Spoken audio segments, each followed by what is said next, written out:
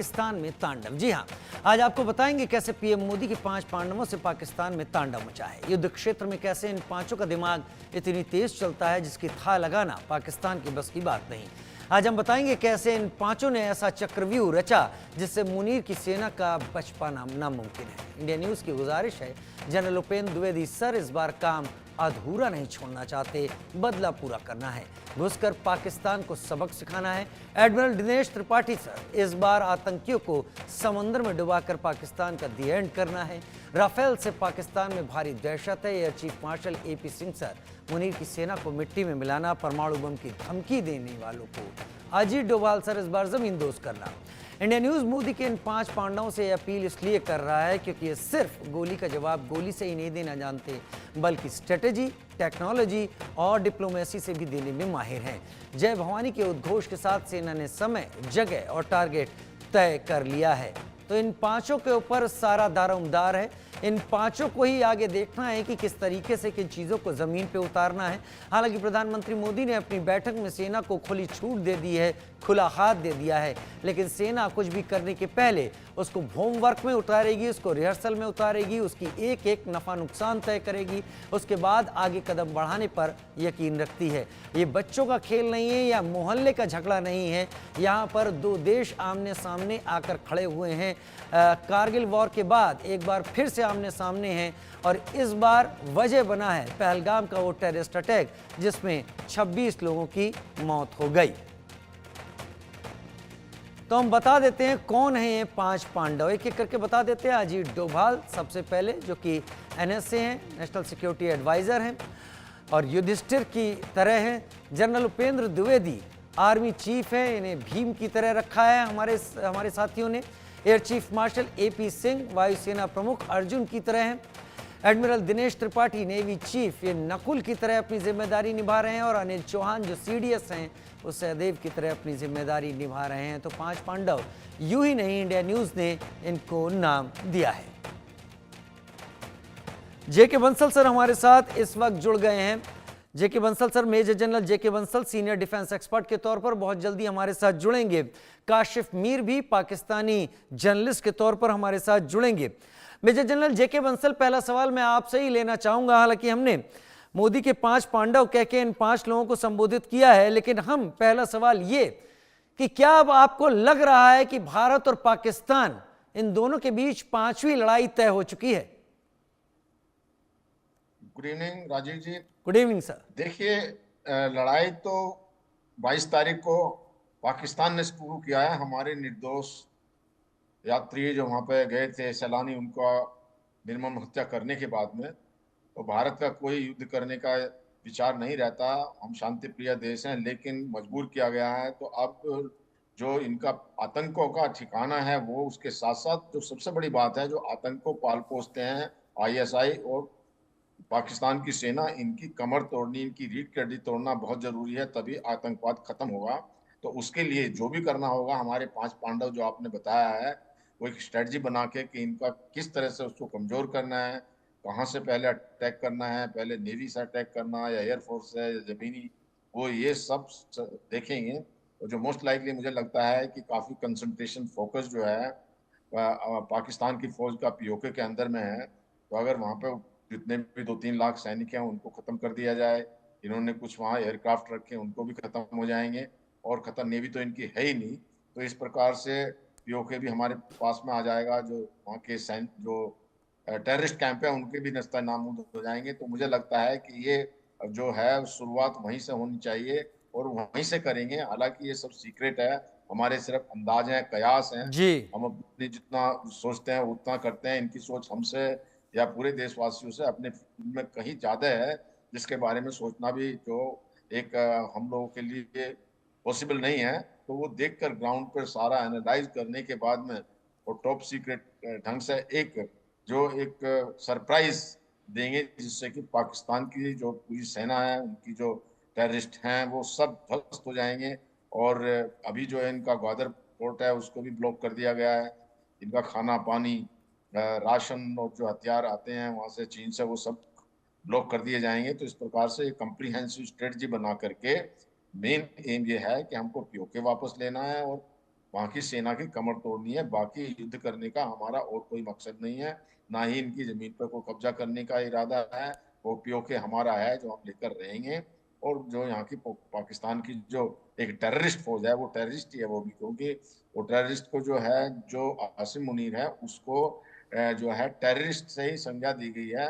Michael जो एक पुराने अफसर हैं पेंटागन के, उन्होंने कहा है कि दोनों एक से हैं, टेररिस्ट हैं। एक महलों में रहता है मुनीर, और जो अलकायदा का चीफ था वो गुफाओं में रहता था, और उसका जुगुलर वेन काटना बहुत जरूरी है। तो ये जो है, जो इस तरह के अटैक कर रहे हैं, तो इनका नस्ते नाबूद करना बहुत जरूरी है। Back to you. इनको नस्तनाबूद करना बहुत ज़रूरी है। लेकिन जेके बंसल सर, आपने तो वॉर को, स्ट्रेटजीज़ को बहुत नज़दीक से देखा होगा अपने सर्विस के पीरियड में। स्ट्रेटजीज़ कैसे बनती हैं, स्ट्रेटजीज यूं ही नहीं बनती, कोई मोहल्ले की लड़ाई नहीं है इसमें। प्लस प्रोज एंड कॉन्स और प्लस माइनस सारी चीज़ें एनालाइज की जाती हैं। क्या ये इतना आसान लगता है ज़मीन पर एक्चुअली इसको उतार देना? नहीं, आसान नहीं है। देखिए, वार गेम वार रूम होता है जिसमें वार गेम होते हैं, सारी पोजीशन, सारे प्रोस एंड कॉन्स देखे जाते हैं। और ये सिर्फ जो मिलिट्री पॉइंट ऑफ व्यू से देखे जाते हैं, आर्मी का क्या रोल रहेगा, एयरफोर्स का क्या रहेगा, जो उनके मिलिट्री ठिकाने हैं उनको ध्वस्त करके आर्मी आगे बढ़ेगी। सपोर्ट जो है नेवी से कहाँ पे दी जाएगी, दुश्मन को कहाँ पे जो है डिस्ट्रैक्ट किया जाएगा, जिससे कि जैसे अभी देखिए पूरी जो फौज जो है वो बलूचिस्तान से जैसी मोबिलाइज हुई है यहाँ पे अभी इंडियन बॉर्डर पे, तो उससे जो बलूचिस्तान ने वहाँ पे कहर मचाना शुरू कर दिया है। 102 उनके जो सैनिकों को मार दिया गया है, 22 को कैद कर लिया गया है। उधर से जो है खैबर पख्तूनख्वा के अंदर में टीटीपी अपना जो है तांडव मचा रही है। तो ये सब जो सभी बातों को, सभी चीजों को देखना पड़ता है। हमने जो अपनी एक मीटिंग जो हमारे एक्सटर्नल अफेयर मिनिस्ट्री ने जो है तालिबान के साथ भी की है कि बाहर से क्या होगा, फिर इसके अलावा जो देश के अंदर में है वहां पर भी जितनी सारी पूरे भारत को, जो पूरे भारत को इसमें इन्वॉल्व होना होता है। जैसे कि अभी रेलवे का बहुत रोल हो जाता है ट्रुप्स के मोबिलाइजेशन के लिए, हथियारों के मोबिलाइजेशन के लिए। उसी प्रकार से जो फूड मिनिस्ट्री का बहुत रोल हो जाता है फूड सप्लाई के लिए, पेट्रोलियम मिनिस्ट्री का पेट्रोल सप्लाई करने के लिए।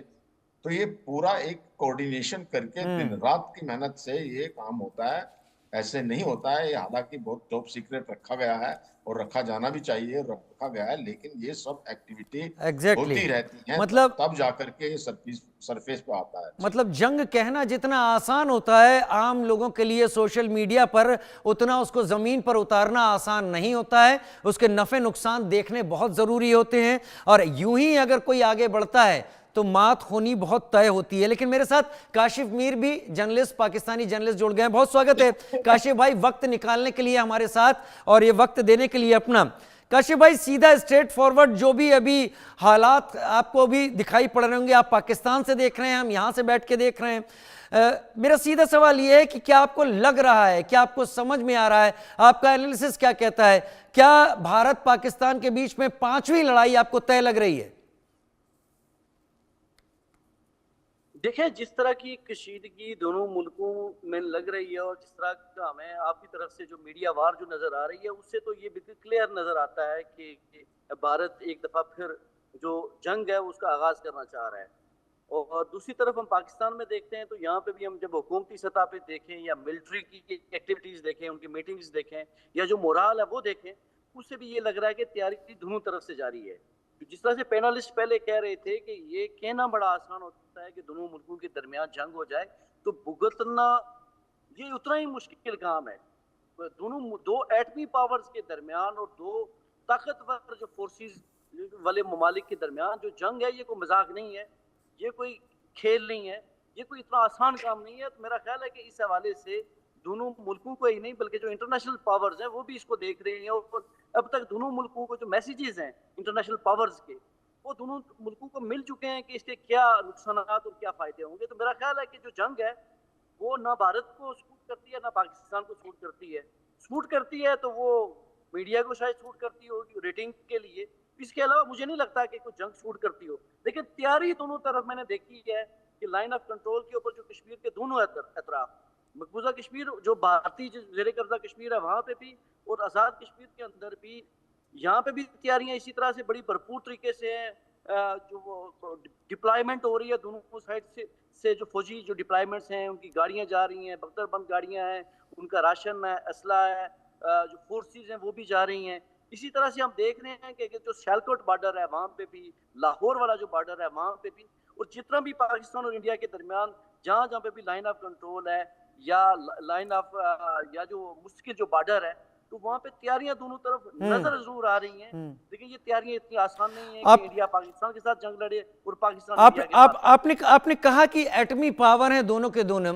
मैं सीधा सवाल आपसे पूछना चाहूंगा कि क्या आपको जरा भी गुंजाइश लगती है? आपके रेलवे मिनिस्टर ने तो यह भी कह दिया कि हमने शाहीन, गौरी, गजनवी क्या चौके में सजाने के लिए रखे हैं, और ये जो 130 एटम बम है ये क्या हमने अपने लिए रखे हैं? जाहिराना ये हमने हिंदुस्तान के लिए रखे हैं, ऐसा उनका बयान था।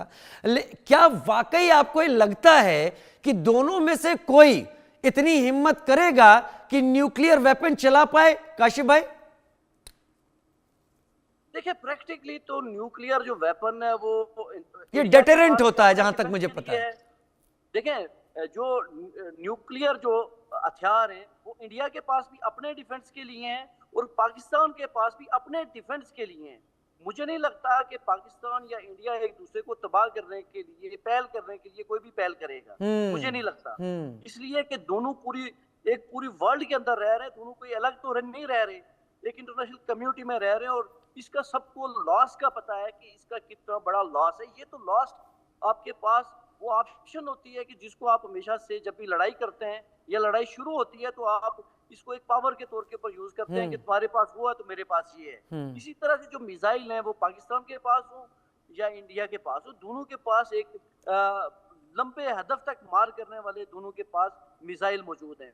तो मैं इसको स्टडी कर रहा था तो पाकिस्तान के पास जो मिसाइल मौजूद हैं वो इंडिया के आखिरी शहर तक भी आसानी से तबाही मचा सकते हैं। इसी तरह से इंडिया के पास जो मिसाइल टेक्नोलॉजी जो मौजूद है वो पाकिस्तान के तमाम शहर उड़ा सकती है। तो ये कोई खेल तो नहीं है, ये हथियार इसलिए होते हैं कि आप अपना अपना दिफा करें। तो मेरा ख्याल है कि जब पाकिस्तान के पास या इंडिया के पास जब कोई ऑप्शन बचेगी नहीं तो ठीक है, के ऊपर गौर किया जाए। इससे पहले कि मैं मेजर जनरल जेके बंसल का रुख करूं, मैं आपसे एक सवाल पूछना चाहता हूं, उससे मुझे पाकिस्तान में क्या नैरेटिव चल रहा है वो भी समझ में आ जाएगा। क्या आज की जो प्रेजेंट कंडीशन है काशिफ भाई, एज ए जर्नलिस्ट, क्या आपको ये लगता है इसका ट्रिगर पॉइंट पहलगाम अटैक है जिसमें टेररिस्ट ने 26 टूरिस्ट को मार डाला? वैसे मैं अगर अपनी जर्नलिस्टिक पॉइंट ऑफ व्यू से बताऊं तो मुझे नहीं लगता कि ये सिर्फ ये वाला इंसिडेंट है।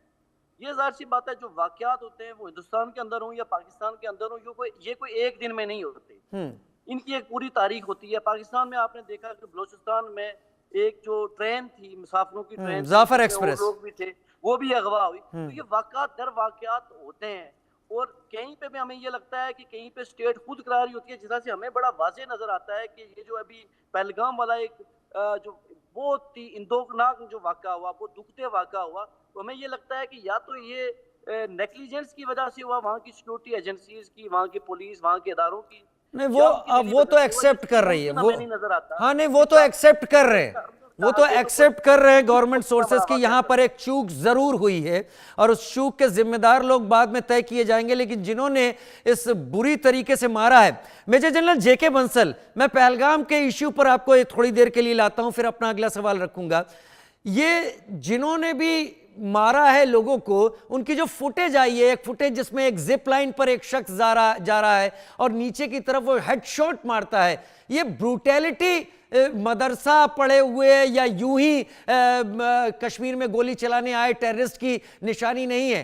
वेल ट्रेंड लोग समझ में आ रहे थे जिन्हें हथियारों का इस्तेमाल करना आता था। जेके बंसल साहब, देखिए बिल्कुल सही आपने ये कहा कि ट्रेन है और उनमें से जो आर्मी पाकिस्तान की जो है उसके थ्रू ट्रेन हुए हैं, वहां से निकल कर आए हैं और जिससे पूरे प्रॉपर ढंग से इन्होंने इसको अंजाम दिया है एक और टेरर फैलाने के लिए। और उसके साथ में जो काफी इसके साथ मंथन किया है और मंथन में हमास को भी की भी सलाह ली गई है, क्योंकि हमास के कुछ टेररिस्ट दिखे थे जो लश्कर तैयबा के लोगों के साथ थे। हाँ बिल्कुल हमास के थे और यही सोचते हुए जो है ना अभी एक खतरा और भी है कि जो इनके न्यूक्लियर वेपन्स है वो बड़े इनसिक्योर हैं, न्यूक्लियर वेपन इनसिक्योर होने के नाते से अब वो हमास के हाथ चले गए तो इजराइल को भी इस बात की चिंता है कहीं ये इजराइल तक ना पहुंच जाएं। और अब जो देखिए, मैं यहाँ पे ये भी कहना चाहूंगा कि इस समय एक जिस तरह से पाकिस्तान के अंदर में जिम्मेदार लोग, सारे मंत्री, और जो एक थ्रेट दे रहे हैं न्यूक्लियर वेपन्स की यूज की, तो अब समय आ गया है कि इंटरनेशनल कम्युनिटी को और इंटरनेशनल एटॉमिक एनर्जी एजेंसी को ये न्यूक्लियर वेपन वापस ले लेने चाहिए। और ये एक यूएन में प्रस्ताव रखना चाहिए कि जो पाकिस्तान हर बात पे जो अपने न्यूक्लियर वेपन की धौंस देता है, एक बार तो ऐसा भी हुआ कि इनके किसी एक जिम्मेवार आदमी ने यह भी कहा कि अगर हमको पैसा नहीं मिलता है, कहीं से कर्ज नहीं मिलता है, तो हम उनको न्यूक्लियर वेपन बेच करके कर्ज ले लेंगे। जब ऐसी सोच पाकिस्तान की है, गैर जिम्मेदाराना सोच है, तो ऐसी गैर जिम्मेदाराना सोच के अंदर में जो है पाकिस्तान के वेपन्स को सिक्योर करना ये इंटरनेशनल कम्युनिटी और यूएन की जिम्मेवारी है। नहीं तो ये बहुत खतरनाक, जैसे सेफ नहीं है, सेफ्टी नहीं रख सकते। अच्छा अच्छा अच्छा, ठीक है सर। फिर इसका मतलब जो खबर निकल कर आ रही है कि प्राइम मिनिस्टर मोदी ने अपना रशिया का जो 9 मई का विक्ट्री डे परेड में उन्हें जाना था, वो उन्होंने दौरा रद्द कर दिया है। मीटिंग्स का भी दौर यहां पर दिल्ली में जारी है और इसी तरीके से इस्लामाबाद में भी चल रहा है। क्या आपको लगता है, मानिए मैं हाइपोथेटिकल अभी रख रहा हूं, ये अटैक होता है, क्या इस बार टेररिस्ट कैंप्स और टेररिस्ट टारगेट पर होंगे या इस बार पाकिस्तानी आर्मी टारगेट पर आ सकती है? देखिए, टेररिस्ट कैंप, टेररिस्ट के जो अटैक हैं उनके ऊपर तो होंगे ही होंगे, लेकिन आईएसआई पाकिस्तान की आर्मी के ऊपर में भी अटैक होंगे, क्योंकि वो जो पालती पोसती स्रोत तो वही है। मान लिया आज आप एक टेररिस्ट को खत्म कर दो या कैंप को खत्म कर दो, लेकिन जो ज्यादातर टेररिस्ट जो हैं ये पाकिस्तान की सेना से आते हैं। आईएसआई इनको तैयार करती है और वो आने के बाद में कुछ लोग और भर्ती कर लेते हैं। तो अगर आपने टेररिस्ट को वहां खत्म कर भी दिया, जब तक ये स्रोत खत्म नहीं होगा, जब तक जो ये चलता रहेगा पाकिस्तान की आर्मी से, आईएसआई से, और इनको ये पता नहीं लगेगा कि अगर आप ऐसी टेररिस्ट एक्टिविटी बढ़ाते हैं तो आप उसका कितना खामियाजा पाकिस्तान को, आर्मी को उठाना पड़ेगा, और उससे पाकिस्तान की आर्मी कमजोर होगी। जनता में उनके प्रति आक्रोश है। उनके जो एक कोर कमांडर हैं, जब इमरान खान को अरेस्ट किया था तब कोर कमांडर के घर में घुस गए थे, मारा पीटा, उनको लूट लिया। तो अब पाकिस्तान की आर्मी का डर खत्म हो गया है और जनता जो है अब इनको सबक सिखाएगी जैसे ही ये कमजोर हो जाएंगे और वहां रियल डेमोक्रेसी आएगी। मुझे अच्छा लगा कि आपने बेबाक होकर ये बात यहां पर कही है कि अगर ऐसा होता है तो ये भी हो सकता है कि सीधे पाकिस्तान आर्मी को ही टारगेट किया जाए, क्योंकि टेररिस्ट को तो उरी के बाद और पुलवामा के बाद देख लिया गया है टारगेट करके। लेकिन काशिफ मेरे साथ इस वक्त जुड़े हुए हैं और क्योंकि हम लोग बड़ा ओपनली बात कर रहे हैं, आप भी ओपनली रख रहे हैं और काशिफ भी ओपनली इन चीज़ों को रख रहे हैं। काशिफ भाई, क्या आपको लगता है जनरल मुनीर को लेकर कोई नाराजगी है पाकिस्तान में? क्योंकि ऐसी खबरें आई थी कि वहां के जूनियर कमीशन जो ऑफिसर्स हैं उनसे लोअर लेवल के, उन्होंने एक खत भी लिखा। क्या ये सच है या झूठ है? देखें, पहले तो जिस तरह से आप पैनलिस्ट ने जो गुफ्तगू की, बड़ी, मेरा ख्याल है बड़ी गैर मुनासिब गुफ्तगू थी कि जी आईएसआई ट्रेन करके मकबूजा कश्मीर में लोग भेज रही है। मेरा ख्याल है इतना जिम्मेदार शख्स को ऐसे बूढ़े बयान नहीं देने चाहिए, मैं ये समझता हूँ। और दूसरा ये है कि अगर हम इन चीजों के ऊपर आएंगे तो जो बलोचिस्तान के अंदर हो रहा है या जो खैबर पख्तूनख्वा में टीटीपी के साथ हो रहा है, तो वो तो राह फंड कर रही है। फिर हम इल्जाम दर इल्जाम जाएंगे। अगर हमने संजीदगी से चीजों के ऊपर बात करनी है, फिर ये देखना पड़ेगा कि असल मर्ज क्या है जिसका हमने इलाज करना है, जिसका हिंदुस्तान ने भी इलाज करना है, जिसका पाकिस्तान ने भी करना है। वो बेसिकली है दहशतगर्दी है, वो एलिमेंट है जो इंतहा पसंदी है, वो मजहबी इंतहा पसंदी हो, वो सियासी इंतहा पसंदी हो, वो इंडिया के अंदर हो या वो पाकिस्तान के अंदर हो, वो आरएसएस करे या वो लश्कर तैयबा करे। हमने बेसिकली, ठीक है, मैं लौट कर आ रहा हूं आपके पास, मैं आपके पास। बड़ी खबर इस वक्त की, प्राइम मिनिस्टर रेजिडेंस पर, पीएम आवास पर बड़ी बैठक हो रही है। पीएम मोदी इस वक्त उस बैठक को चेयर कर रहे हैं। फॉरेन मिनिस्टर एस जयशंकर इस वक्त मौजूद हैं और आर्मी चीफ भी इस वक्त उस मीटिंग में मौजूद हैं। ये इस वक्त की बड़ी खबर है। जो अपडेट इस वक्त का है, पीएम आवास, पीएम रेजिडेंस 7 LKM पर इस वक्त ये मीटिंग चल रही है, जिसमें फॉरेन मिनिस्टर एस जयशंकर और आर्मी चीफ इस वक्त उस मीटिंग में मौजूद हैं। लगातार बैठकों का दौर इस वक्त जारी है और उसमें मेरे ख्याल से मुझे अंदाज़ा ये लगता है कि अगर कोई एक्शन लिया भी जाना है तो उस एक्शन को तौला जा रहा है, उस एक्शन को समझा जा रहा है, उस एक्शन को देखा जा रहा है। मैं आता हूं आपके पास काशिफ भाई, बैठकों का, मीटिंग का दौर तो इस्लामाबाद में भी जारी है, यहां पर भी मीटिंग का दौर जारी है। आप इस मीटिंग को लेकर क्या सोच रहे हैं? आपको क्या लग रहा है? क्या वाकई अब यह कहने की जरूरत आ पड़ी है कि हां, अब दो हाथ की नौबत आ चुकी है? हमारा आपका एनालिसिस इसमें मैं आपके खिलाफ कुछ नहीं बोल रहा हूं, लेट्स बी फेयर। क्या वाकई लगने लगा है कि अब हम जंग के कुछ ही मुहाने पर आ गए? देखिए, दोनों मुल्कों ने इसको संजीदगी से सोचना है कि अगर दो हाथ करने के लिए बढ़ेगा तो कौन बढ़ेगा। अगर हिंदुस्तान पाकिस्तान के खिलाफ एक मुल्की सतह की एक जंग छेड़ता है, उसे उसके आफ्टर शॉक्स का भी पता है कि वो एक तगड़ी इकॉनमी बनते बनते वो अपने साथ क्या सलूक करेगा, ये उसे बेहतर पता है कि उसकी मैशियत के साथ क्या होना है, उसके इंटरनेशनल रिलेशंस के साथ क्या होना है। तो ये जो जाहिर सी बात है, ये सारी चीजें मेजर्स की जाती हैं। आप जितने भी सिक्योरिटी एनालिस्ट हैं वो भी मेजर करते हैं। इसी तरह से पाकिस्तान के अंदर भी हमने देखा कि गुज़िश्ता 4-5 दिन से बड़े हाई लेवल मीटिंग्स हुई। यहाँ पे प्राइम मिनिस्टर पाकिस्तान के अंडर कई मीटिंग हुई कौमी सलामती की। इसी तरह से आर्मी चीफ की इसके ऊपर बड़ी बोल्ड स्टेटमेंट है। आपने क्वेश्चन उठाया कि शायद उनके ऊपर रिजर्वेशन है उनके किसी जूनियर की, तो पाकिस्तान में तसव्वुर ही नहीं हो सकता कि कोई भी सिटिंग आर्मी चीफ हो और उसके नीचे उसकी कमांड के अंदर कोई एक बंदा भी उसके लाइन ऑफ एक्शन से दूसरी तरफ हो। हमने कल देखा कि जो डीजी ISPR थे पाकिस्तान में, तो उन्होंने बड़ा क्लियरली एक मीडिया ब्रीफिंग की, वो यकीनन आपने देखी होगी, कि जिसमें बड़ा क्लियरली बताया गया कि खाली राह ही नहीं, यहाँ इंडिया की एजेंसीज ही नहीं, बल्कि इंडियन जो गवर्नमेंट है या इंडियन जो आर्मी है वो किस तरह से पाकिस्तान के अंदर जो दहशतगर्दी की वारदातों के अंदर मुलव्वस है उसके सबूत भी दिखाए गए और इंटरनेशनल कम्युनिटी को भेजे भी गए। इसी तरह से इंडिया भी प्रेशर पाकिस्तान के ऊपर मुसलसल बढ़ा रहा है। लेकिन देखना यह पड़ेगा कि आया दोनों मुल्कों के दरमियान अगर जो किसी भी पैमाने की जंग होती है उसकी नौयत क्या होती है। गुज़िश्ता रात हमें यहाँ पे पाकिस्तान में हमने नोट किया कि जो इंडियन ऑक्युपाइड साइड है जो कश्मीर की, वहां पे 4 जो राफेल जो तैयारे थे इंडिया के, वो सरहद के बिल्कुल करीब, जो बॉर्डर लाइन है उसके बिल्कुल करीब आए। लेकिन पाकिस्तान की जो एयरफोर्स थी वो बहुत अलर्ट थी, तो उन्होंने फौरी तौर के ऊपर मैसेज कन्वे किया जो भारत की फिजाइया थी कि हम आपको मॉनिटर कर रहे हैं। तो लिहाजा जो राफेल जो तैयारे थे उन्हें अगर वो मॉनिटरिंग के लिए थे या वो किसी ऑपरेशन के लिए आना चाह रहे थे, तो पाकिस्तान में ये देखा जा रहा है कि उनको वहीं पे स्टॉप कर लिया गया।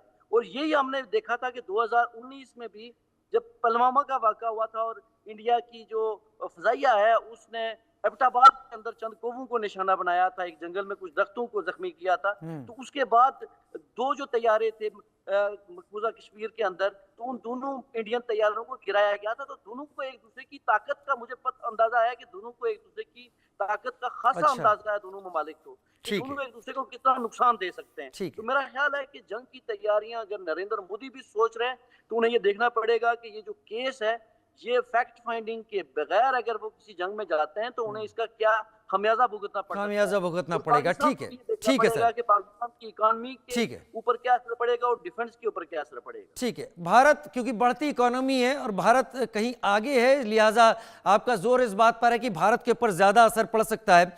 लेकिन ठीक है, ये सारे आपके दिल से ख्याल आ रहे हैं कि राफेल ने फ्लाइट के सॉर्टी मारी और उसके बाद आप लोगों ने चैलेंज किया और वापस चले गए, ये सारी चीजें चलती रहेंगी।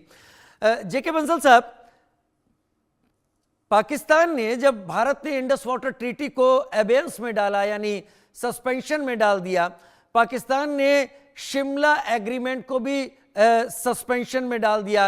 BBC, रॉयटर्स, बड़ी बड़ी वर्ल्ड की एजेंसीज हैं, उन्होंने रिपोर्ट किया और उन्होंने इसके ऊपर अपने जो आर्टिकल लिखे उसमें उन्होंने कहा कि इससे मुश्किलात अब शायद पाकिस्तान के लिए बढ़ने वाली है। मैं यही सवाल लेकर काशिफ भाई के भी पास जाऊंगा। पहले आपसे, क्या पाकिस्तान ने सस्पेंड करके शिमला एग्रीमेंट को अपने पैर पर कुल्हाड़ी नहीं मारी है?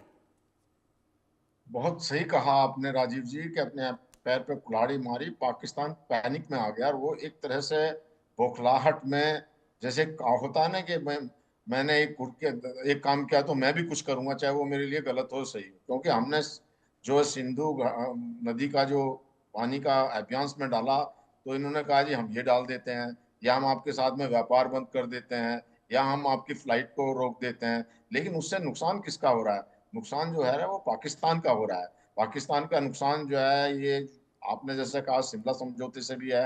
अभी हमारा जो वो एलओसी थी वो एलओसी रही नहीं।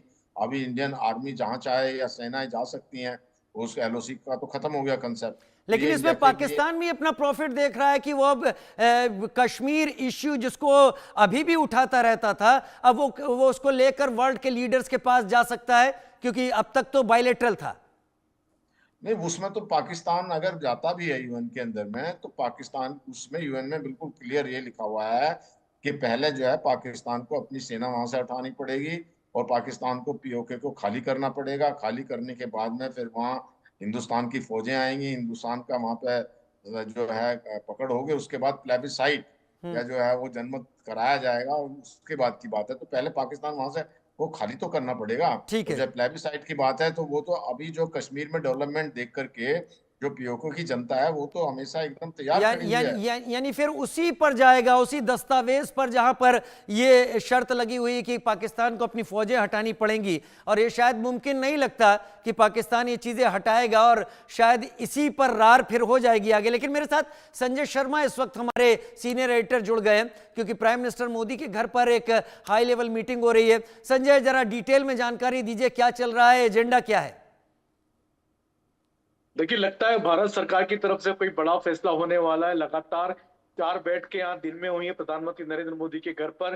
सीसीएस की बैठक हुई, कैबिनेट कमेटी ऑन सिक्योरिटी की। इसके बाद में cabinet committee on political affairs की बैठक हुई, कैबिनेट की बैठक हुई, cabinet committee on economic affairs की बैठक हुई। और अब शाम को एक बैठक और शुरू हो चुकी थी, जिसमें केंद्रीय विदेश मंत्री एस जयशंकर शामिल थे, राष्ट्रीय सुरक्षा सलाहकार अजीत डोभाल को बुलाया गया था, और आर्मी चीफ उपेंद्र द्विवेदी को भी बैठक में बुलाया गया था। तो ऐसा लगता है कि कुछ बड़ी तैयारियां चल रही हैं, लगातार समीक्षा बैठकें चल रही हैं, लगातार तैयारियों का दौर चल रहा है। तो ऐसा लगता है प्रधानमंत्री नरेंद्र मोदी के निवास पर लगातार हलचल जारी है। और हमारे सोर्स अभी ये भी बता रहे सूत्रों के अनुसार कि कुछ ही देर में केंद्रीय गृह मंत्री अमित शाह भी वहां पर पहुंचने वाले हैं।